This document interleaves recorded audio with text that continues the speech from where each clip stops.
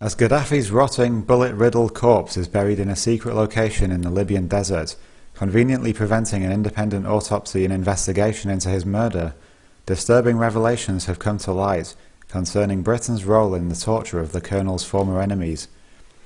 MI6 stands accused of complicity in the rendering of Libyan rebels, who in 2003 were plotting to depose Gaddafi, the term rendering of course being twisted newspeak for the Western intelligence service's policy of abducting, imprisoning and torturing suspected Islamic extremists. As reported in The Guardian, Abdul Hakim Belhaj, one-time leader of the Libyan Islamic Fighting Group, LIFG, and current military rebel commander in Tripoli, was handed over to Gaddafi in 2004 following a tip-off from MI6. Quote, MI6 informed the CIA of his whereabouts after his associates told British diplomats in Malaysia he wanted to claim asylum in Britain. He was allowed to board a flight to London, then abducted when his aircraft landed at Bangkok. Belhaj claims he was suspended from a ceiling and tortured at Bangkok airport before spending 6 years in solitary confinement at Tripoli's notorious Abu Salim jail.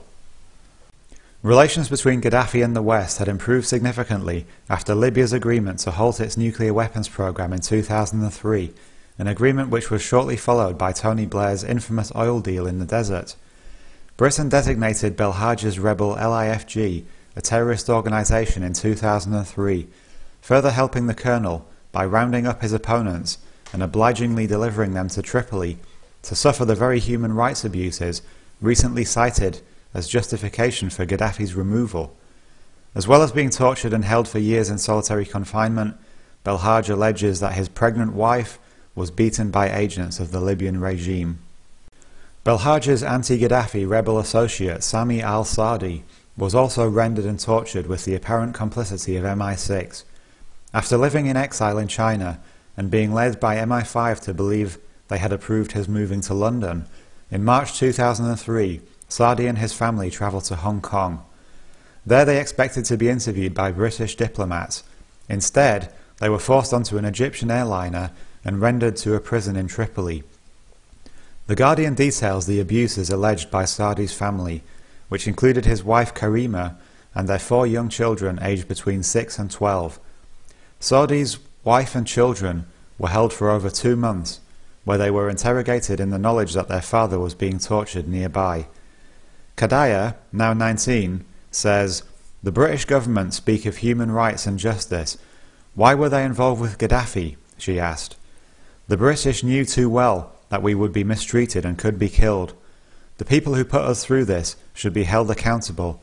I want an apology. They stole my childhood."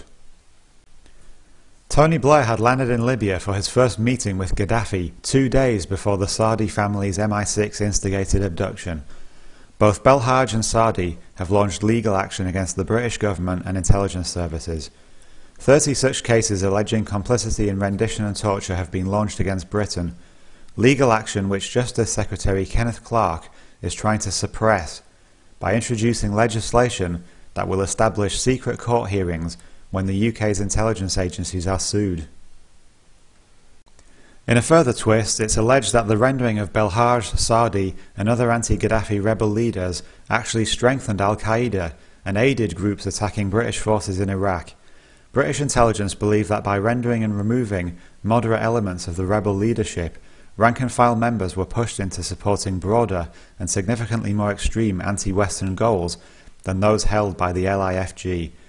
MI5 documents suggest that following the abduction and imprisonment of their leaders, the group adopted a much more radical position.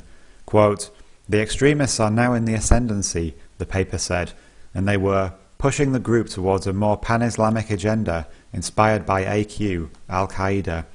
Their broadened goals, it continued, were now also the destabilization of Arab governments that were not following Sharia law and the liberation of Muslim territories occupied by the West.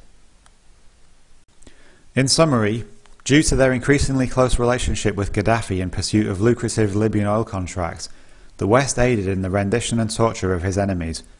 Several years later, however, when the West wanted to remove Gaddafi from power, the very men who had been rendered by MI6 as suspected Islamic extremists were instead courted as allies and armed and supported.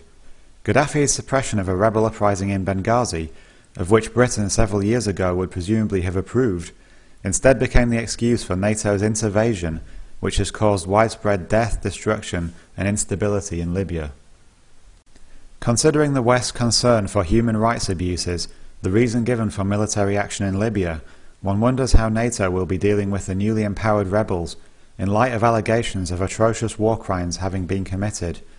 The corpses of 53 Gaddafi loyalists have just been discovered in a formerly rebel-held hotel in Gaddafi's hometown of Sirte, some injured and others with their hands tied behind their backs, prisoners of war seemingly executed by the supposed good guys, the victorious rebels.